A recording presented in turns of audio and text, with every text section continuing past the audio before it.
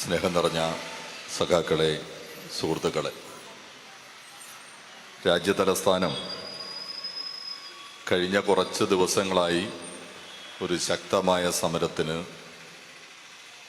ആതിഥേയം വഹിച്ചുകൊണ്ടിരിക്കുകയാണ്. ഇന്ന് ആ സമരത്തിൻ്റെ ഒരു രൂപം കുറച്ചുകൂടി ശക്തിയായി മാറിയിട്ടുണ്ട് എന്നുള്ളത് കാണാൻ കഴിയും. ധർമ്മേന്ദ്ര പ്രധാൻ രാജിവെക്കണം, കേന്ദ്ര വിദ്യാഭ്യാസ മന്ത്രി എന്നാവശ്യപ്പെട്ടുകൊണ്ടാണ് കഴിഞ്ഞ കുറച്ച് ദിവസക്കാലമായി ഈ സമരം നടന്നുകൊണ്ടിരിക്കുന്നത്. ഇന്ന് പാർലമെൻറ്റ് തുടങ്ങുന്ന ദിവസം എന്ന നിലയിൽ ഈ ആവശ്യം ഉയർത്തിക്കൊണ്ട് സമരക്കാരും വിദ്യാർത്ഥികളും എല്ലാവരും ചേർന്ന് ജന്തർ മന്ദർ പ്രക്ഷോഭം സംഘടിപ്പിക്കുമെന്ന് നേരത്തെ തന്നെ തീരുമാനിച്ചിരുന്നു.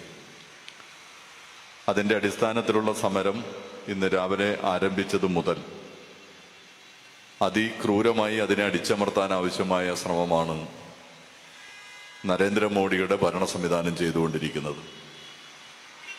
ഇപ്പോൾ നമ്മൾ TV-യിലൂടെ അതിൻ്റെ ദൃശ്യങ്ങളെല്ലാം കണ്ടുകൊണ്ടിരിക്കുകയാണ്. നിഷ്ഠൂരമായി വിദ്യാർത്ഥികളെ അടിച്ചു വീഴ്ത്തുകയും അവരെ വിരട്ടി ഓടിക്കാൻ കഴിയുന്ന വലിയ സംഘടിതമായ പരിശ്രമമാണ് ഇപ്പോൾ ഡൽഹിയിൽ നടന്നുകൊണ്ടിരിക്കുന്നത്. അതിന് ഡൽഹി പോലീസിനെയും പട്ടാളത്തെയും എല്ലാം നിരത്തിൽ ഇറക്കിയിട്ടുള്ള സ്ഥിതിയാണ് ഉള്ളത്. എന്നാൽ പോലീസും പട്ടാളവും എല്ലാം പരിശ്രമിക്കുമ്പോഴും വിദ്യാർത്ഥികളും ചെറുപ്പക്കാരും പിരിഞ്ഞു പോകുന്നില്ല. ശക്തിയായി തന്നെ ചെറുത്തു നിന്നുകൊണ്ട് മുന്നോട്ട് പോകുന്ന കാഴ്ചയാണ് അവ ഡൽഹിയിൽ നിന്നിപ്പോൾ കാണാൻ കഴിയുന്നത്. സമീപകാല ഇന്ത്യ കണ്ടിട്ടുള്ളതിൽ വെച്ച് ഏറ്റവും തീക്ഷ്ണമായ ഒരു സമരത്തിനാണ് ഇന്ത്യൻ വിദ്യാർത്ഥി സമൂഹം നേതൃത്വം കൊടുക്കുന്നത് എന്നുള്ളത് കാണാൻ കഴിയും. കർഷകർ ഉയർത്തിയ ഒരു സമരം ഇതിനു മുമ്പേ നമ്മൾ ശക്തിയോടെ കണ്ടിട്ടുണ്ട്. ആ സമരത്തേക്കാൾ കൂടുതൽ ആവേശത്തോടെയാണ് ഇപ്പോൾ നടന്നുകൊണ്ടിരിക്കുന്ന വിദ്യാർത്ഥി സമരം എന്നുള്ളതും നമുക്ക് കാണാം. ന്യായമായ മുദ്രാവാക്യം ഉയർത്തിക്കൊണ്ടാണ് ഇന്ത്യൻ വിദ്യാർത്ഥികൾ പ്രക്ഷോഭത്തിനിറങ്ങിയത്, ചെറുപ്പക്കാർ പ്രക്ഷോഭത്തിനിറങ്ങിയത്. അത് ഈ കേന്ദ്ര സർക്കാരിൻ്റെ നയത്തിൽ, കേന്ദ്ര സർക്കാരിൻ്റെ സമീപനത്തിൽ ഉണ്ടായിക്കൊണ്ടിരിക്കുന്ന അടിക്കടിയുള്ള വീഴ്ചയിൽ മനം നൊന്ത വിദ്യാർത്ഥി യുവജന വിരുദ്ധ നയങ്ങൾ കൊണ്ട് മാറിത്തീർന്നിട്ടുള്ള നരേന്ദ്രമോദിക്കെതിരെയുള്ള വികാരത്തിൽ നിന്നാണ് ഇത്തരത്തിലുള്ള ഒരു ശക്തമായ പ്രക്ഷോഭം വന്നിട്ടുള്ളത് എന്ന് കാണാൻ കഴിയും. വിദ്യാർത്ഥി പ്രക്ഷോഭത്തെ പിന്തുണച്ചുകൊണ്ട് സമൂഹത്തിൻ്റെ നാനാ തുറകളിലുള്ള ആളുകൾ രംഗത്ത് വരുന്നുണ്ട്. സോനത്തെ പോലെയുള്ളവർ ആ സമരത്തിൽ നേരിട്ട് പങ്കെടുക്കുകയും നിരാഹാര സമരത്തിലേക്ക് തന്നെ പോകുകയും ചെയ്യുന്ന കാഴ്ച നമ്മൾ കണ്ടു. ജൂൺ മാസം 28 മുതൽ അദ്ദേഹം നിരാഹാര സമരത്തിലേക്ക് മാറി. വിദ്യാർത്ഥികളുടെ സമരം ആരംഭിച്ചിട്ട് ഇന്ന് 45-58 ദിവസക്കാലങ്ങൾ പിന്നിടുകയും കഴിഞ്ഞിട്ടുണ്ട്. എന്നാൽ ആ സമര മുദ്രാവാക്യത്തെ കേൾക്കാൻ രാജ്യത്തെ ഭരണാധികാരികൾ തയ്യാറാകുന്നില്ല. ഇന്ത്യൻ ഭരണകൂടം എത്രമാത്രം ഏകാധിപത്യ സ്വഭാവത്തിൻ്റെതാണ് എന്ന് വീണ്ടും അടയാളപ്പെടുത്തുന്ന അനുഭവമാണ് ഉണ്ടാകുന്നത് എന്ന് കാണാം. രാജ്യത്തെ വലിയ രൂപത്തിലുള്ളൊരു വികാരമുണ്ടായി, ഒരു സമരമുണ്ടാകുകയും നീണ്ട ദിവസക്കാലങ്ങൾ ആ സമരമുദ്രാവാക്യവുമായി ഡൽഹിയിൽ ചെറുപ്പക്കാർ തമ്പടിക്കുകയും സോനം വാങ്ചുക്കിനെ പോലുള്ള ആദരണീയരായ വ്യക്തികൾ നിരാഹാര സമരം കിടക്കുകയും കഴിഞ്ഞിട്ട് 10-20 ദിവസക്കാലം പിന്നിട്ട് കഴിയുമ്പോഴും ഭരണകർത്താക്കൾ ആ സമരക്കാരെ വിളിക്കാനോ അവരുടെ മുദ്രാവാക്യങ്ങൾ കേൾക്കാനോ അത് ചർച്ച ചെയ്യാനോ പോലും തയ്യാറാകുന്നില്ല എന്നുള്ള നിലയാണ് കാണാൻ കഴിയുന്നത്. ഇന്ന് കൂടുതൽ ശക്തമായ ഒരു സമരത്തിലേക്ക് മാറിയപ്പോഴാണ് ഉച്ചയ്ക്ക് ശേഷം സമരക്കാരുമായി അമിത്ഷാ ഉൾപ്പെടെയുള്ളവർ കുറച്ച് സമയമെങ്കിലും സംഭാഷണം നടത്താൻ തയ്യാറായിട്ടുള്ളത് എന്ന വാർത്തകൾ പുറത്തു വരുന്നു. ഇപ്പോൾ ഒരു ഗവൺമെന്റ് ഏകാധിപത്യ സ്വഭാവത്തിലേക്ക് മാറിയാൽ ജനാധിപത്യപരമായി ഉയരുന്ന സമരങ്ങളോടും അഭിപ്രായങ്ങളോടും എന്ത് സമീപനമാണ് സ്വീകരിക്കുന്നത് എന്നതിൻ്റെ ഒരു ഉദാഹരണമാണ് നരേന്ദ്രമോദി ഇപ്പോൾ ഇന്ത്യയിൽ ചെയ്തുകൊണ്ടിരിക്കുന്നത് എന്നുള്ളത് കാണാൻ കഴിയും. വളരെ ന്യായമായ കാര്യമാണ് വിദ്യാർത്ഥി സമൂഹം ഉയർത്തിയിട്ടുള്ളത് എന്നുള്ളത് നമുക്ക് അവർക്കും അറിയാം. ഇവിടെ മണിച്ചേട്ടൻ അതിൻ്റെ ആമുഖ സംഭാഷണത്തിൽ ചില കാര്യങ്ങൾ പറഞ്ഞു. ദേശീയ പരീക്ഷകളെല്ലാം ഇന്ന് സംശയാസ്പദമാകുന്നു, അട്ടിമറിക്കപ്പെടുന്നു, മാർക്കറ്റിൽ തൂക്കി വിൽക്കുന്നു. ഇതാണ് ഉണ്ടായിക്കൊണ്ടിരിക്കുന്നത്. NDA നടത്തുന്ന പരീക്ഷകളെല്ലാം ഇപ്പം മാത്രമല്ല, പല സമയത്തായി സംശയാസ്പദമായി വരുന്ന സ്ഥിതി നമ്മൾ കണ്ടു. നരേന്ദ്രമോദി അധികാരത്തിൽ വന്നതിന് ശേഷം നീറ്റ് എക്സാം മാത്രം 4 പ്രാവശ്യമായി. 2016, 21, 24, 26. മറ്റ് NTA നടത്തുന്ന പ്രധാനപ്പെട്ട പരീക്ഷകളെല്ലാം കൂടി നോക്കിയാൽ അതിൻ്റെ എണ്ണം 10-12 ക്രമക്കേടുകളിലേക്ക് മാറി. CBSE +2 മൂല്യനിർണ്ണയവുമായി ബന്ധപ്പെട്ടുകൊണ്ടുള്ള ക്രമക്കേട് കൂടി പുറത്തു വന്നതോടുകൂടി അതിൻ്റെ തീവ്രമായ രൂപം നമുക്ക് മനസ്സിലായി കഴിഞ്ഞു. ഇപ്പോൾ വിദ്യാർത്ഥികളുടെ ഇടയിൽ, ചെറുപ്പക്കാരുടെ ഇടയിൽ, രക്ഷകർത്താ സമൂഹത്തിൻ്റെ ഇടയിൽ, പൊതുവിൽ രാജ്യത്തിൻ്റെ സാമൂഹ്യ മനസ്സിൽ ശക്തമായ വിമർശനം ഉയർന്നു വന്ന ഒരു പ്രശ്നത്തെ മുൻനിർത്തിക്കൊണ്ടാണ് വിദ്യാർത്ഥികളുടെ നേതൃത്വത്തിൽ ഇപ്പോൾ ഈ സമരം നടക്കുന്നത് എന്നുള്ളത് കാണാൻ കഴിയും. ആ സമരം അതുകൊണ്ട് തികച്ചും ന്യായമാണ്. ആ സമരമുദ്രാവാക്യത്തെ ഭരണാധികാരികൾ ഗൗനിക്കേണ്ടതാണ്. അതിൽ അവർക്ക് ശാശ്വതമായ പരിഹാരമുണ്ടാക്കാൻ ആവശ്യമായ സമീപനം ചേർക്കേണ്ടതാണ്. എന്നാൽ അത് ചെയ്യാതെ സമരമുയർത്തുന്നവരെ തല്ലി ഒതുക്കുക എന്ന സമീപനമാണ് ഇപ്പോൾ ഇവർ സ്വീകരിക്കുന്നത് എന്ന് കാണും. അതൊരു കാരണവശാലും അംഗീകരിക്കുന്ന ഒന്നല്ല എന്ന് പ്രഖ്യാപിക്കുകയാണ്. ഇന്ന് രാജ്യത്ത് ഈ സമരത്തോട് ഐക്യദാർഢ്യം പ്രഖ്യാപിച്ചുകൊണ്ട് രാജ്യവ്യാപകമായി ഇടതുപക്ഷ പ്രസ്ഥാനങ്ങളും ഒപ്പം ഈ സമരത്തോട് ഐക്യദാർഢ്യം പ്രഖ്യാപിക്കുന്ന മുഴുവൻ മനുഷ്യസ്നേഹികളും രാജ്യത്തിൻ്റെ വിവിധങ്ങളായ കോണുകളിൽ ഒത്തുചേർന്നുകൊണ്ട് ഇന്ത്യൻ ഭരണാധികാരികളോട് പ്രഖ്യാപിക്കുന്നു, നിങ്ങളുടെ മർക്കട മുഷ്ടിയുടെ മുന്നിൽ മുട്ടുമടക്കി തരാൻ പോകുന്നില്ല ഇന്ത്യയിലെ പൊരുതുന്ന ജനത എന്നതിൻ്റെ പ്രഖ്യാപനമാണ് ഇപ്പോൾ രാജ്യത്തെമ്പാടും നടന്നുകൊണ്ടിരിക്കുന്നത്. ന്യായമായ മുദ്രാവാക്യങ്ങളെ കേൾക്കാനും ശാശ്വതമായ പരിഹാരം ഉണ്ടാക്കാനും ആവശ്യമായ സമീപനമാണ് എടുക്കുന്നത്. കയ്യിൽ അധികാരമുണ്ട്, എണ്ണമുണ്ട് എന്നതുകൊണ്ട് എന്തും ചെയ്യാം എന്ന മനോഭാവത്തിലാണ് രാജ്യത്തിലെ RSS ഗവൺമെന്റ് എന്ന് കാണാം.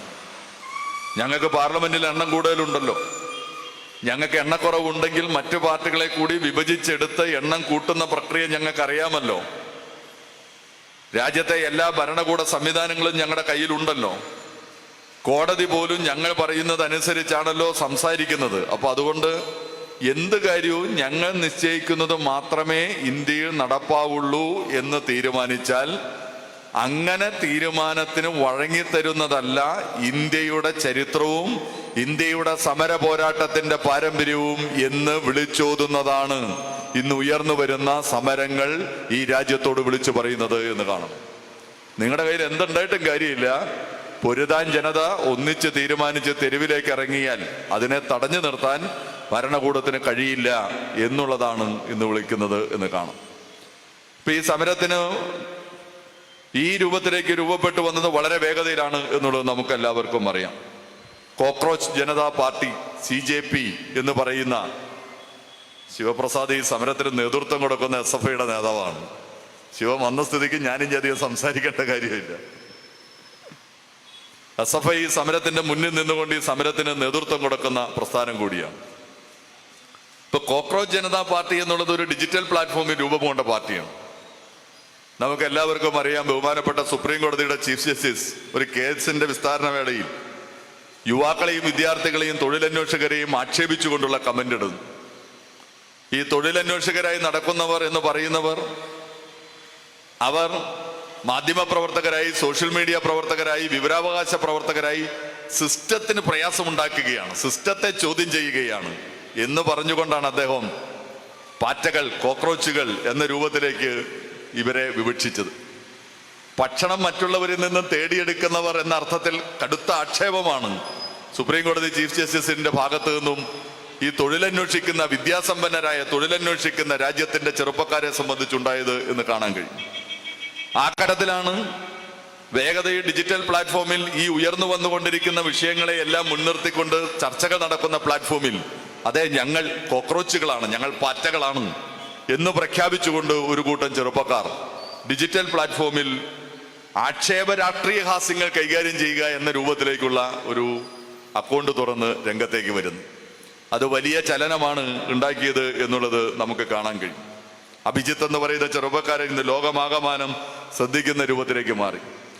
കോക്രോച്ച് പാർട്ടിയുടെ പ്രത്യയശാസ്ത്രം എന്താണ്, രാഷ്ട്രീയ നിലപാട് എന്താണ് എന്നൊക്കെ ഉള്ളത് വേറെ നിൽക്കട്ടെ. പക്ഷേ രാജ്യത്തെ ഇന്ത്യൻ ഭരണ സംവിധാനത്തോടും ഭരണകൂടത്തോടും എതിരായി ഉയർന്നു വന്ന ചെറുപ്പക്കാരുടെ വികാരങ്ങളെ ആകമാനം ഡിജിറ്റൽ പ്ലാറ്റ്ഫോമിൽ ഒന്നിച്ചിരിപ്പിക്കുന്നു അവർ എന്നുള്ളതാണ് ആ പാർട്ടിയുടെ പ്രത്യേകത എന്നുള്ളത് കാണും. അതിന് ശരിയായ രാഷ്ട്രീയ ഉള്ളടക്കവും ദിശാബോധവും നൽകാൻ കഴിയത്തക്ക വിധത്തിലാണ് SFI ഉൾപ്പെടെയുള്ള ഈ കാര്യങ്ങളെ ഏറ്റവും സൂക്ഷ്മമായി പരിഗണിക്കുന്ന, പരിശോധിക്കുന്ന, നിരന്തരം സമരം ചെയ്യുന്ന, ക്യാമ്പസുകളിൽ ഈ വിഷയങ്ങൾ നിരന്തരം ഉയർത്തിക്കൊണ്ടിരിക്കുന്ന SFI ഉൾപ്പെടെ ആ സമരത്തിൽ ഐക്യദാർഢ്യം പ്രഖ്യാപിച്ച് അതിന്റെ ഭാഗമായി നിരാഹാര സമരത്തിനകത്ത് ഉൾപ്പെടെ ചേർന്നിട്ടുള്ളത് എന്ന് കാണാൻ കഴിയും. അപ്പോ നാട്ടിനകത്തെ പ്രതിഷേധമുള്ള എല്ലാ ചെറുപ്പക്കാരും ഒത്തുചേർന്ന് ഡിജിറ്റൽ പ്ലാറ്റ്ഫോമിൽ വന്ന ഒരു രാഷ്ട്രീയ പാർട്ടി രൂപപ്പെട്ടതിന്റെ ഒരു അഭൂതപൂർവമായ മുന്നേറ്റത്തെ നമുക്ക് കാണാൻ കഴിയും. ഇത് എപ്പോഴാണ് BJPക്ക് അസ്വസ്ഥത ഉണ്ടാക്കിയത്?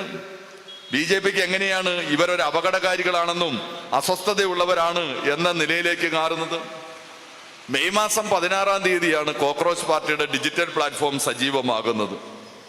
ഡിജിറ്റൽ പ്ലാറ്റ്ഫോം സജീവമായതിനു ശേഷം അതിന്റെ ഇൻസ്റ്റയും അതുപോലെ X ഉൾപ്പെടെയുള്ള അവരുടെ അക്കൗണ്ടുകൾ വെറും 4 ദിവസമേ എടുത്തുള്ളൂ. വെറും 4 ദിവസത്തിനുള്ളിൽ BJPയുടെ സോഷ്യൽ മീഡിയ അക്കൗണ്ടിനേക്കാൾ കൂടുതൽ ഫോളോവേഴ്സായി ഇവരുടെ. എന്താണ് അത് കാണിക്കുന്നത്? BJP സർവാധിപതിയാണല്ലോ. ഡിജിറ്റൽ പ്ലാറ്റ്ഫോമിൽ ഉൾപ്പെടെ എല്ലാവരും കൈകാര്യം ചെയ്യാൻ എല്ലാ ശേഷിയുമുള്ള സംവിധാനമാണ് എന്നാണല്ലോ അവർ പറയുന്നത്. അവരുടെ ഡിജിറ്റൽ അക്കൗണ്ടുകളിൽ ഉണ്ടായിരുന്ന ഫോളോവേഴ്സിനെ അതിജീവിക്കാൻ കോക്രോച്ച് പാർട്ടിയുടെ ഡിജിറ്റൽ പ്ലാറ്റ്ഫോമിന്റെ അക്കൗണ്ടുകൾക്ക് വെറും 4 ദിവസമേ വേണ്ടി വന്നുള്ളൂ എന്ന് പറഞ്ഞാൽ അതിന്റെ അർത്ഥം നരേന്ദ്രമോദിയുടെ നയത്തിനും നരേന്ദ്രമോദിയുടെ ഏകാധിപത്യത്തിനുമെതിരെ ഇന്ത്യയിലെ വിദ്യാർത്ഥികളും യുവജനങ്ങളും അതിതീക്ഷ്ണമായി ചിന്തിക്കുകയും പ്രതികരിക്കാൻ സന്നദ്ധമായി മാറിയിരിക്കുകയും ചെയ്തിരിക്കുന്നു എന്നതിൻ്റെ ഉദാഹരണമാണ് അത് എന്ന് കാണാൻ കഴിയും. അവരുടെ പൊതുവിടം എന്നുള്ളത് ഇന്നത് ഡിജിറ്റൽ പ്ലാറ്റ്ഫോമാണ്. നമ്മൾ തെരുവിലിരുന്ന് സമരം ചെയ്യുന്നു, നമ്മൾ തെരുവിൽ ഒത്തുകൂടുന്നു. പക്ഷേ ഇന്ത്യൻ ചെറുപ്പത്തിന്റെ വിദ്യാർത്ഥികളുടെ പൊതു ഇടം എന്നുള്ളത് ഡിജിറ്റൽ പ്ലാറ്റ്ഫോമുകളാണ്. ആ ഡിജിറ്റൽ പ്ലാറ്റ്ഫോമിലൂടെയാണ് അവരുടെ രാഷ്ട്രീയ സംവാദം നടക്കുന്നത്, അവരുടെ ചിന്തകൾ പങ്കുവയ്ക്കുന്നത്, അവരുടെ സ്വതന്ത്ര അഭിപ്രായങ്ങൾ പങ്കുവയ്ക്കുന്നത്.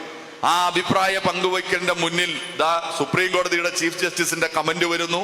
അതിനോടുള്ള പ്രതികരണമായി ഇന്ത്യൻ ഭരണകൂടത്തിനെതിരെയുള്ള വികാരത്തിന്റെ പ്രതിഫലനമായി ഒരു സോഷ്യൽ മീഡിയ അക്കൗണ്ട് കോക്രോച്ച് പാർട്ടിയുടെ നേതൃത്വത്തിൽ രൂപം കൊള്ളുമ്പോൾ കെട്ടഴിച്ചു വിട്ടോലെ ചെറുപ്പക്കാർ അതിന്റെ പിന്നിലേക്ക് അണിചേരുന്നതാണ് കാണും. BJP അസ്വസ്ഥപ്പെടുത്തിയത് ഇതാണ്.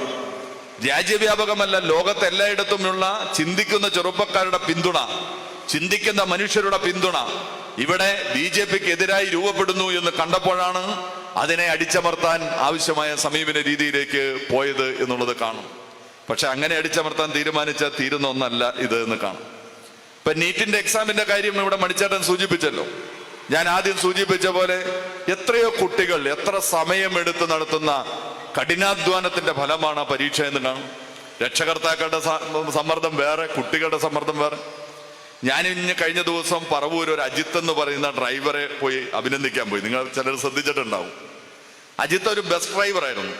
അപ്പോഴാണ് നമ്മുടെ പറവൂരിൽ നിന്നും അങ്കമാലിക്ക് പോകുന്ന മാഞ്ഞാലി പാലത്തിന്റെ മുകളിൽ നിന്ന് ഒരു കുട്ടി വെള്ളത്തിലേക്ക് എടുത്ത് ചാടി. വെള്ളത്തിൽ കിടക്കുന്ന കുട്ടി മുങ്ങിത്താഴുമ്പോൾ ചുറ്റും കൂടി എല്ലാവരും അത് കണ്ടുകൊണ്ട് നിൽക്കുകയാണ്. അപ്പോഴാണ് അജിത്ത് വണ്ടി ഓടിച്ച് അജിത്തിന്റെ ബസ് വരുന്നത്.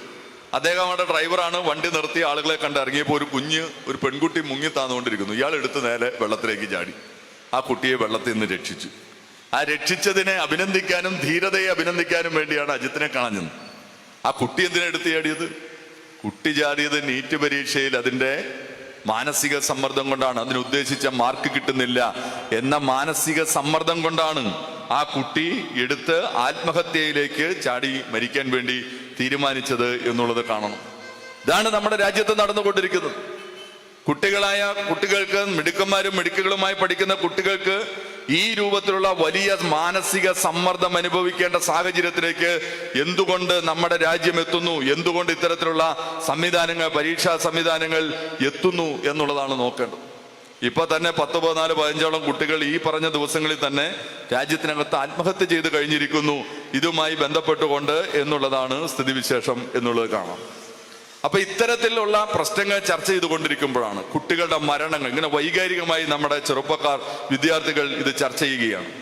ഇപ്പോൾ ആകാംക്ഷ ചതുർവേദി എന്ന് പറഞ്ഞൊരു വിദ്യാർത്ഥിയുടെ കത്ത് നിങ്ങൾ ശ്രദ്ധിച്ചിട്ടുണ്ടാവും. നാഗ്പൂരിൽ ഒരു ഇൻസ്റ്റിറ്റ്യൂട്ടിൽ പഠിക്കാൻ ചെന്ന ആകാംക്ഷ എന്ന് പറയുന്ന ചെറുപ്പക്കാരി, അവൾ ആദ്യ പരീക്ഷ എഴുതി കഴിഞ്ഞപ്പോൾ ആ പരീക്ഷയിൽ നല്ല മാർക്ക് കിട്ടുമെന്ന് പ്രതീക്ഷിച്ചിരുന്ന കുട്ടിയാണ്. അപ്പോഴാണ് അപ്രതീക്ഷിതമായി ഇത് റദ്ദ് ചെയ്യുന്നത്.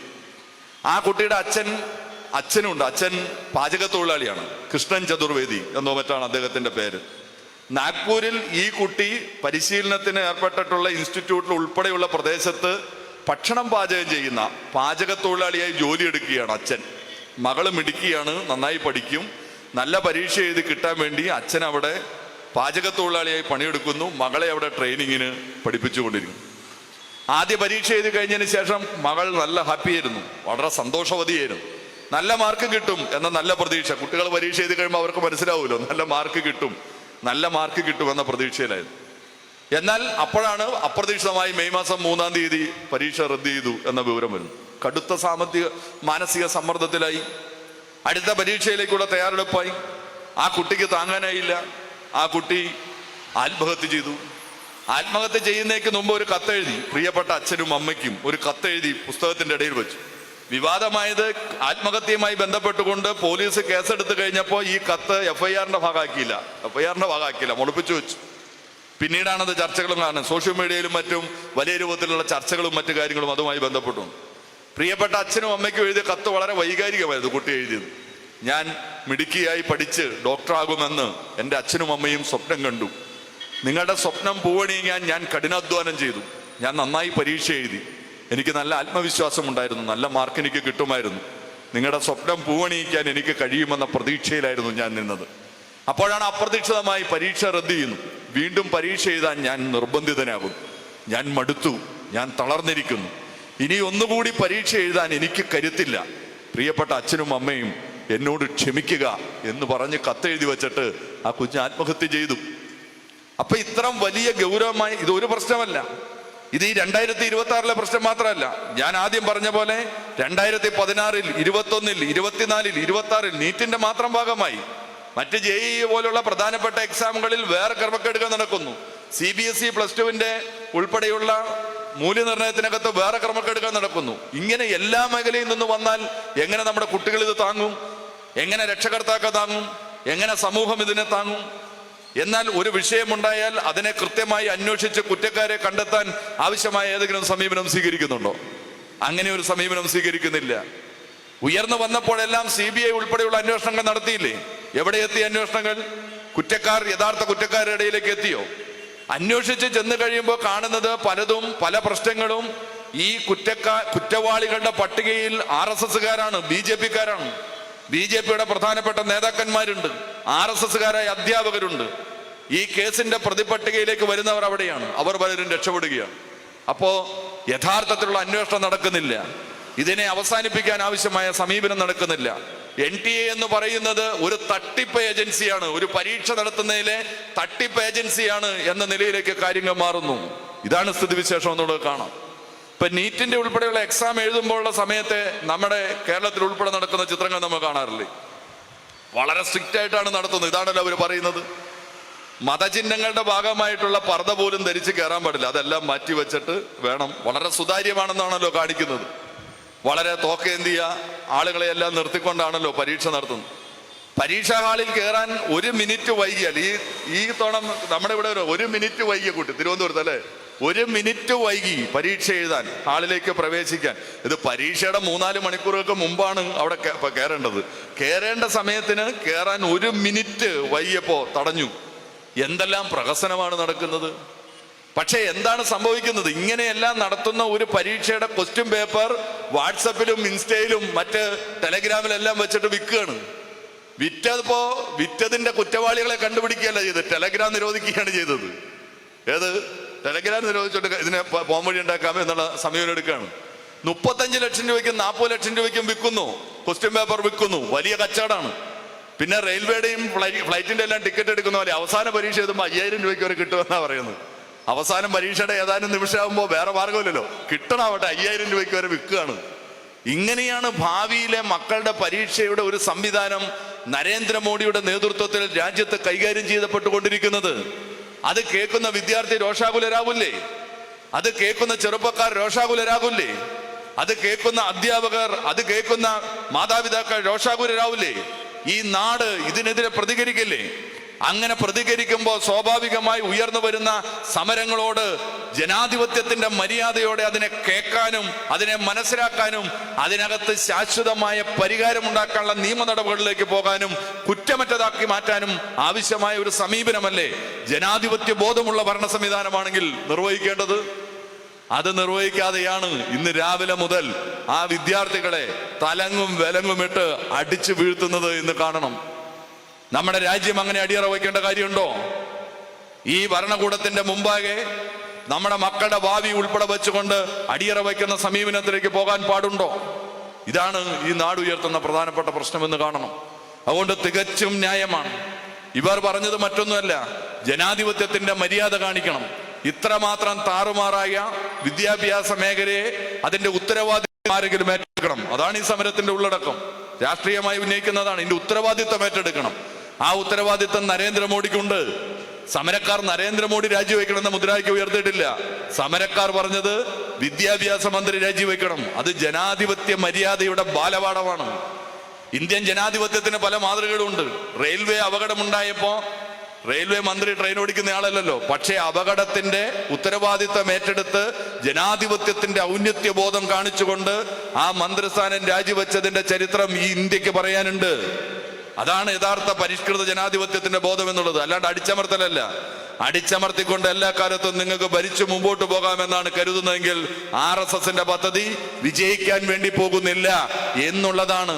നിങ്ങൾ എത്ര അടിച്ചമർത്തപ്പോഴും ശക്തിയോടെ വളർന്നു വന്നുകൊണ്ടിരിക്കുന്ന വിദ്യാർത്ഥികളുടെയും ചെറുപ്പക്കാരുടെയും ഈ നാടിന്റെയും പ്രക്ഷോഭം ചൂണ്ടിക്കാണിക്കുന്നത് എന്നുള്ളത് കാണണം.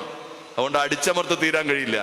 RSSന്റെ വർഗീയ അജണ്ടയ്ക്കും RSSന്റെ പദ്ധതിയുടെ മുന്നിലും തീർന്നു പോകുന്ന ഒന്നുമല്ല ഈ സമരമുദ്രാവാക്യങ്ങൾ എന്നുള്ളത് കാണും. അതുകൊണ്ട് നമ്മൾ എല്ലാവരും ഒന്നു ചേർന്നുകൊണ്ട് നമുക്ക് നേരിട്ട് പങ്കെടുക്കാൻ കഴിഞ്ഞില്ലെങ്കിലും ഈ സമയം മനസ്സുകൊണ്ടും ചിന്ത കൊണ്ടും നമ്മൾ ഐക്യദാർഢ്യം പ്രഖ്യാപിക്കേണ്ടത് ആ തെരുവിൽ സമരം ചെയ്യുന്ന വിദ്യാർത്ഥികളോടാണ്. നിങ്ങൾ നോക്കൂ, സമരം തുടങ്ങുമ്പോൾ കുറച്ച് വിദ്യാർത്ഥികളെ ഉള്ളൂ. SFI മറ്റു ആളുകളെല്ലാം പറഞ്ഞു കുറച്ച് വിദ്യാർത്ഥികളേ ഉള്ളൂ. സമരത്തിന്റെ തീഷ്ണതയും കൂടുതൽ ചർച്ച ചെയ്തപ്പോൾ നോക്കൂ, അടിച്ചമർത്താൻ നോക്കിയപ്പോൾ ആയിരങ്ങൾ ഒഴുകിയെത്തുകയാണ്. കഴിഞ്ഞ 2 ദിവസമായിട്ട് എന്താണ് ഡൽഹിയിലേക്ക് ആയിരക്കണക്കിന് ചെറുപ്പക്കാർ ഒഴുകിയെത്തുകയാണ്, വിദ്യാർത്ഥികൾ ഒഴുകിയെത്തുകയാണ്. അത് വിദ്യാർത്ഥി മനസ്സുള്ളവരെല്ലാവരും അങ്ങോട്ട് ചെന്നെത്തണം എന്ന് മനസ്സിൽ തുടിക്കുന്ന സമയമാണ്. വിദ്യാർത്ഥികൾക്ക് അങ്ങനെ പ്രത്യേകത ഉണ്ടല്ലോ. വിദ്യാർത്ഥികളും ചെറുപ്പക്കാരുമായിട്ടുള്ളവർ ആ സമര കേന്ദ്രത്തിലേക്ക് എത്തണമെന്ന് ആഗ്രഹിക്കുകയാണ് ഇന്നത്തെ ഇന്ത്യൻ വിദ്യാർത്ഥി സമൂഹം, ചെറുപ്പക്കാർ. അതുകൊണ്ട് വരരുതെന്ന് പറയുമ്പോൾ ആയിരക്കണക്കിന് വിദ്യാർത്ഥികൾ അങ്ങോട്ട് ഒഴുകിയെത്തുകയാണ്. അപ്പൊ അങ്ങനെ ഒഴുകിയെത്തുന്ന ഒരു സമരത്തെ പൊളിക്കാനുള്ള പദ്ധതികൾ പലതുണ്ട്. അതിലൊന്ന് ആയുധമെടുക്കുക, ഇങ്ങനെ ആക്രമണം സംഘടിപ്പിക്കുക. മറ്റൊന്ന് പല പ്രചരണമാണ്. അത് കഴിഞ്ഞ കുറെ കാലങ്ങളായിട്ട് തുടങ്ങിയിട്ടുണ്ട്. ഖാലിസ്ഥാൻ തീവ്രവാദികളാണ് അത്രയും വിദ്യാർത്ഥികൾ. അല്ല, ഇവരെങ്ങനെ പറയും? ഈ പറഞ്ഞ ചെറുപ്പക്കാരെ വേണേ പിടിച്ചിട്ട് കാലസ്തീൻ തീവ്രവാദികളാണെന്ന് മുദ്രകുത്തും. അങ്ങനെ മുദ്രകുത്തിയവർ ജയിലിൽ കിടക്കുന്നുണ്ട്. ഇന്ത്യയുടെ മണ്ണിൽ ഇന്നും കിടക്കുന്നുണ്ട്. വിചാരണ പോലും ഇല്ലാതെ ജയിലിനകത്ത് അടയ്ക്കപ്പെട്ട വിദ്യാർത്ഥി ചെറുപ്പക്കാരുടെ നേതാക്കന്മാർ ഇന്നും നമ്മുടെ രാജ്യത്തിനകത്തുണ്ട്. ഒരു ഭരണകൂടം ഫാസിസത്തിന്റെ സ്വഭാവമായി മാറുമ്പോ, ജനാധിപത്യത്തിന്റെ ലവലേശമില്ലാതായി മാറുമ്പോ അവർ ഭയപ്പെടുന്നത് ആ നാട്ടിന്റെ ജനതയെ തന്നെ ആയിരിക്കും എന്നതിന്റെ ഉദാഹരണം കൂടിയാണിത്. സ്വന്തം നാടിന്റെ ജനതയാൽ ഭയപ്പെട്ടു പോകുന്ന ഒരു ഭരണാധികാരിയുടെ പേരാണ് നരേന്ദ്രമോദി എന്നുള്ളത് കാണണം. സ്വന്തം ജനതയാൽ ഭയപ്പെട്ടു പോയിക്കൊണ്ടിരിക്കുകയാണ് അയാൾ. അതാണ് ഈ കണ്ടുകൊണ്ടിരിക്കുന്നത്. ഇപ്പൊ ഖാലിസ്ഥാൻ തീവ്രവാദികളാണ് ഇന്ന് വേറെ സോഷ്യൽ മീഡിയയിലൂടെ പറയുന്നുണ്ട്. സമര കേന്ദ്രത്തിലേക്ക് പ്രത്യേക തൊപ്പി വച്ചവർ വന്ന് പറഞ്ഞത്രേ. അത് എന്തിനേയും വർഗീയമായി ചിന്തിക്കുന്നവരുണ്ടല്ലോ. മുസ്ലിം വർഗീയതയാണെന്ന് പറയാനാണ്. നീറ്റ് എഴുതി പരീക്ഷ എഴുതി ആത്മഹത്യ ചെയ്ത കുട്ടികളുടെ കണക്കെടുക്ക്, പരീക്ഷയിൽ ജീവിതം തുറഞ്ഞു പോയവരുടെ കണക്കെടുക്ക്, പ്രയാസം അനുഭവിക്കുന്ന മനുഷ്യരുടെ കണക്കെടുക്ക്. എല്ലാ മതസ്ഥരുമുണ്ട്, എല്ലാ മതസ്ഥരുമുണ്ട്. അപ്പൊ സമരത്തെ വളച്ചൊടിക്കാൻ സോഷ്യൽ മീഡിയ പ്ലാറ്റ്ഫോമിലൂടെ കള്ളപ്രചരണം നടത്തുന്ന ഇവരുടെ സ്ഥിരം പ്രക്രിയ പ്രവർത്തനവും ഇതിന്റെ ഭാഗമായി നടന്നുകൊണ്ടിരിക്കുന്നുണ്ടെന്ന് കാണണം. ഇതിനെല്ലാം സ്പോൺസർ ചെയ്യുന്നത് ഭരണകൂടം തന്നെയാണ്. നിങ്ങൾ ശ്രദ്ധിച്ചോ, ഇത്ര പ്രധാനപ്പെട്ട സമരമായിട്ടും ഒരൊറ്റ ദേശീയ മാധ്യമങ്ങൾ ആ സമരത്തിന്റെ ഉള്ളടക്കത്തെ ഏറ്റെടുക്കാൻ തയ്യാറായില്ല. ദേശീയ മാധ്യമങ്ങൾ, അതിൽ തന്നെ പ്രധാനപ്പെട്ട പല മാധ്യമങ്ങളും വളച്ചൊടിക്കാൻ ആവശ്യമായ സമീപനങ്ങൾ തെറ്റായ രൂപത്തിലെയും തെറ്റായ മെസ്സേജ് കൊടുക്കാനുമാണ് എടുക്കുന്നത്. അപ്പൊ മാധ്യമങ്ങൾ ഞങ്ങളുടെ കയ്യിലുണ്ടെങ്കിൽ, ഞാൻ ആദ്യം സൂചിപ്പിച്ച പോലെ എല്ലാം ഞങ്ങളുടെ കയ്യിലുണ്ടെങ്കിൽ ഞങ്ങളങ്ങ് അടക്കി ഭരിക്കുമെന്നാണ് തീരുമാനിക്കുന്നതെങ്കിൽ അങ്ങനെ അടക്കി ഭരിക്കാൻ അനുവദിക്കില്ല. കേരളത്തിന്റെ വിദ്യാർത്ഥികൾ, ഇന്ത്യയിലെ വിദ്യാർത്ഥികൾ, ചെറുപ്പക്കാർ, സമരബോധമുള്ള, ജനാധിപത്യ ബോധമുള്ള ഇന്ത്യൻ ജനത എന്ന് പ്രഖ്യാപിക്കുന്നതാണ് ഡൽഹിയിൽ നടക്കുന്ന സമരം. ആ സമരത്തിന് പരിപൂർണമായ ഐക്യദാർഢ്യം കമ്മ്യൂണിസ്റ്റ് പാർട്ടി ഓഫ് ഇന്ത്യ, മാർക്സിസ്റ്റും നൽകുന്നു. ആ സമരത്തിന്റെ ആദ്യ അവസാനം നമ്മൾ ഉണ്ടാവും എന്ന് പ്രഖ്യാപിക്കുന്നു. അതിന്റെ ഭാഗമായിട്ട് കൂടിയാണ് ഈ ഇത്തരം പരിപാടികൾ നമ്മൾ സംഘടിപ്പിക്കുന്നത്. ഇപ്പൊ ആ സമര കേന്ദ്രത്തിൽ സഖാവ് MA ബേബി ഉൾപ്പെടെയുള്ളവരുണ്ട്, സഖാവ് ബ്രിട്ടാസ് ഉൾപ്പെടെയുള്ളവരുണ്ട്, അങ്ങനെ പാർട്ടിയുടെ PB അംഗങ്ങൾ ഉൾപ്പെടെയുള്ള ആളുകളുണ്ട്. സോനത്തെ കാണാൻ പോയപ്പോഴത്തെ അനുഭവം ബേബി പങ്കുവയ്ക്കുന്നത് കേട്ടല്ലോ നിങ്ങൾ മാധ്യമങ്ങളിൽ. ബലം പ്രയോഗിച്ച് അറസ്റ്റ് ചെയ്ത് ഹോസ്പിറ്റലിലേക്ക് മാറ്റി. ഹോസ്പിറ്റലിലേക്ക് കാണാൻ വേണ്ടി ചെല്ലുന്നു. കാണാൻ ചെല്ലുമ്പോൾ പോലീസ് തടയുന്നു. കാണാൻ കഴിയില്ല. MP ആണെന്ന് പറയുന്നു. MP-മാർ, മെമ്പർ ഓഫ് പാർലമെന്റ് ആണ്, MP-മാർ ഉൾപ്പെടെയുള്ളവരുണ്ട്. ഒരു സർക്കാർ ആശുപത്രിയിൽ രോഗിയെ കാണാൻ അനുവദിക്കില്ല. മുൻ MP-മാർ ഉൾപ്പെടെയുള്ളവരാണ്, ഉത്തരവാദിത്തപ്പെട്ട പാർട്ടിയുടെ നേതാക്കന്മാരാണ്, അനുവദിക്കില്ല. അവസാനം തർക്കവിതർക്കങ്ങൾ വന്നപ്പോൾ പോലീസ് സമ്മതിച്ചു. ഹോസ്പിറ്റലിലെ സൂപ്രണ്ട് അനുവദിച്ചു കഴിഞ്ഞാൽ കാണാൻ അനുവദിക്കാം എന്ന് പറഞ്ഞു. ആയിക്കോട്ടെ എന്ന് തീരുമാനിച്ചു. അതിന്റെ അടിസ്ഥാനത്തിൽ പോലീസ് ഹോസ്പിറ്റലിലെ സൂപ്രണ്ടിനോട് സംസാരിക്കുന്ന നിലയുണ്ടായി. അപ്പൊ ബേബി സാഹു തന്നെ പറഞ്ഞു, വളരെ മാന്യമായിട്ടാണ് അവർ സംസാരിച്ചത്. ഡോക്ടർ വളരെ മാന്യമായിട്ട്, ഒരു സ്ത്രീയായിരുന്നു, വളരെ മാന്യമായിട്ടാണ് ഞങ്ങളോട് പെരുമാറിയത്. അവർ ഞങ്ങളോട് പറഞ്ഞു, ഞങ്ങൾക്ക് രാഷ്ട്രീയമില്ല, ആ സോനത്തിന്റെ ജീവിതം രക്ഷിക്കുക എന്നുള്ളതാണ് പ്രധാനം. ഇപ്പൊ അദ്ദേഹത്തിന്റെ ശാരീരിക അവസ്ഥ കുറച്ച് പ്രയാസത്തിലാണ്, അതുകൊണ്ട് അദ്ദേഹത്തിന്റെ ജീവൻ രക്ഷിക്കണം.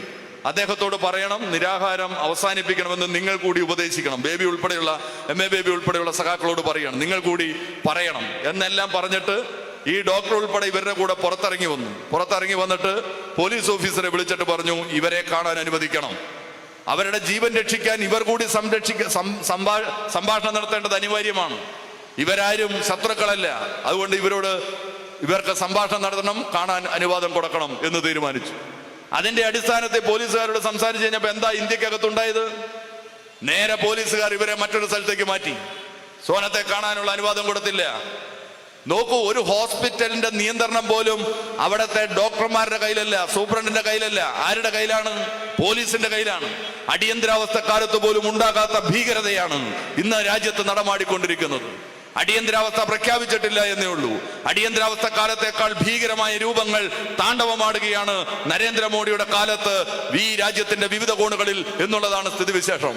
അത് മൂടി വയ്ക്കുകയാണ് മാധ്യമങ്ങൾ, അത് ജനങ്ങൾ അറിയരുതെന്ന് തീരുമാനിക്കുകയാണ് ഭരണകൂടം, അത് പുറം ലോകം അറിയരുത് എന്ന സമീപനം സ്വീകരിക്കുകയാണ് ഈ രാജ്യത്തെ ബഹുമാനപ്പെട്ട കോടതികൾ ഉൾപ്പെടെയുള്ളവർ എന്ന് കാണേണ്ടി വരുന്നു. കാരണം എന്താണ്? അദ്ദേഹത്തെ സ്വകാര്യ ആശുപത്രിയിലേക്ക് മാറ്റണമെന്ന് അദ്ദേഹത്തിന്റെ പ്രിയ പത്നി കോടതിയുടെ മുമ്പാകെ ചെന്നു, ആവശ്യപ്പെട്ടു. ചികിത്സയ്ക്ക് വേണ്ടി സ്വകാര്യ ഹോസ്പിറ്റലിലേക്ക് മാറ്റണം. എന്താ കോടതി പറഞ്ഞത്? മാറ്റേണ്ടതില്ല എന്ന്. എന്ത് സമീപനമാണിത്? സ്വന്തം പത്നി അപകടകരമായ അവസ്ഥയിലാണ് എന്ന് ചൂണ്ടിക്കാണിച്ചുകൊണ്ട് അവിടെ ചികിത്സ നിഷേധിക്കുകയാണെന്നും, ഡോക്ടർമാരുടെ പോലും നിയന്ത്രണത്തിലല്ല, പോലീസിന്റെ നിയന്ത്രണത്തിലാണ് ഹോസ്പിറ്റൽ എന്നുൾപ്പെടെയുള്ള കാര്യം ചൂണ്ടിക്കാണിച്ചുകൊണ്ട് അദ്ദേഹത്തിന്റെ ജീവൻ രക്ഷിക്കണമെന്ന് ആവശ്യപ്പെട്ടുകൊണ്ട് മറ്റൊരു സ്വകാര്യ ഹോസ്പിറ്റലിലേക്ക് മാറണമെന്ന് കോടതിയുടെ മുമ്പാകെ ചെന്നാൽ നമ്മൾ പ്രതീക്ഷിക്കുന്ന കോടതി എന്തായിരിക്കും? അതിനനുകൂലമായ സമീപനം സ്വീകരിക്കും എന്നുള്ളതല്ലേ കാണുന്നു. പക്ഷെ കോടതി നിഷേധിക്കുകയാണ്.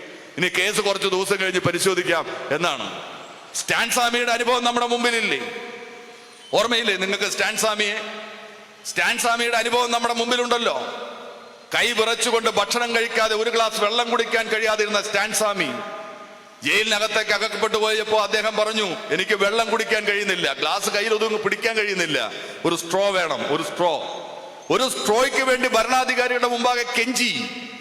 ദളിതരെയും പാവപ്പെട്ടവരെയും പാവപ്പെട്ട മനുഷ്യരെ ഹൃദയത്തോട് ചേർത്ത് വെച്ച് പ്രവർത്തിച്ച സ്റ്റാൻ സ്വാമി എന്ന ഒരു സന്യാസിവരനായ പുരോഹിതൻ, അദ്ദേഹം കെഞ്ചി, എനിക്കൊരു നുള്ളു വെള്ളം കുടിക്കാൻ, എന്റെ ശാരീരിക അസ്വസ്ഥതകൾ ഉള്ളത് കൊണ്ട് ഒരു സ്ട്രോ വേണം. ഭരണാധികാരികൾ കൊടുത്തില്ല, ഭരണകൂടം നിഷേധിച്ചു. അദ്ദേഹം ഒരു സ്ട്രോയ്ക്ക് വേണ്ടി നീതിപീഠത്തിന്റെ മുമ്പാകെ പോകേണ്ടി വന്നു. എന്തായിരുന്നു നീതിപീഠത്തിന്റെ സമീപനം? കേസെടുക്കുന്നത് മാറ്റിവെച്ചു. ആ വ്യവഹാരങ്ങളുടെ സമയങ്ങൾ ദൈർഘ്യമേറിയതായി മാറി. അവസാനം സ്ട്രോ കൊടുക്കാൻ അനുവദിച്ചു. അപ്പോഴത്തേക്കും സ്റ്റാൻ സ്വാമി കൊല്ലപ്പെട്ടു. ആരാണ് ഇതിന്റെ ഉത്തരവാദി? ഇത് ഭരണകൂടത്തിന്റെ ഭീകരതയാണ്.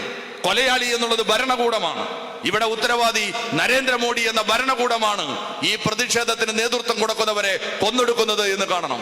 വിദ്യാർത്ഥി സമരത്തെയും ആ സമരത്തിന് ഐക്യദാർഢ്യം പ്രഖ്യാപിക്കുന്നവരെയും എല്ലാം എന്റെ കയ്യിലുണ്ട് എന്ന ദാർഢ്യത്തോടുകൂടി അതിനെയെല്ലാം കൊന്നൊടുക്കാമെന്ന സമീപനമാണെങ്കിൽ അങ്ങനെ കൊന്നൊടുക്കി തീർന്നു പോകില്ല ഈ സമരം. അതല്ല ഇന്ത്യയുടെ സമര പോരാട്ടത്തിന്റെ ചരിത്രം എന്ന് RSSനെയും നരേന്ദ്രമോദിയെയും ഓർമ്മപ്പെടുത്തുന്ന ദിനങ്ങളാണ് ഇന്ത്യയുടെ മുന്നിലൂടെ കടന്നുപോയിക്കൊണ്ടിരിക്കുന്നത്. പ്രിയപ്പെട്ടവരെ, ആ സമരത്തിന് ഐക്യദാർഢ്യം പ്രഖ്യാപിക്കുക. ഒരു രണ്ടാം സ്വാതന്ത്ര്യ സമരം ഈ നാടിനെ നവഫാസിസത്തിന്റെ രൂപത്തിലുള്ള RSSന്റെ കൈകളിൽ നിന്നും മോചിപ്പിച്ചെടുക്കുന്ന ഒരു രണ്ടാം പോരാട്ടത്തിന്റെ കാലമാണ് ഇക്കാലം. ആ പോരാട്ടത്തിന് ലോകത്തെവിടെയും പോരാട്ടത്തിന് നേതൃത്വം കൊടുക്കുന്നത് പോലെ വിദ്യാർത്ഥികളാണ് ഈ ഇന്ത്യയുടെ മണ്ണിലും നേതൃത്വം കൊടുക്കുന്നത്. ആ വിദ്യാർത്ഥികൾ നമ്മുടെ മക്കളാണ്. അവർ കാണിക്കുന്ന ദിശ ശരിയാണ്, അവരുടെ പോരാട്ടം ശരിയാണ്. ആ പോരാട്ടത്തിന്റെ പിന്നിൽ അണിചേരുക എന്നുള്ളതാണ് ഞാനും നിങ്ങളും അടങ്ങുന്ന ജനാധിപത്യ വിശ്വാസികളുടെ, ദേശാഭിമാനികളുടെ കടമ എന്ന് കാണണം. ആ ഐക്യദാർഢ്യമാണ് നമ്മൾ നൽകേണ്ടത് എന്ന് സൂചിപ്പിച്ച് ആ ഐക്യദാർഢ്യത്തിന് ഇവിടെ എത്തിച്ചേർന്ന മുഴുവൻ ആളുകളെയും കമ്മ്യൂണിസ്റ്റ് പാർട്ടി ഓഫ് ഇന്ത്യ മാർക്സിസ്റ്റിന് വേണ്ടി അഭിവാദ്യം ചെയ്തുകൊണ്ട് ഈ സമരം, ഈ പ്രക്ഷോഭം ഉദ്ഘാടനം ചെയ്തതായി പ്രഖ്യാപിക്കുന്നു. ഞാൻ എന്റെ വാക്കുകൾ ചുരുക്കുന്നു.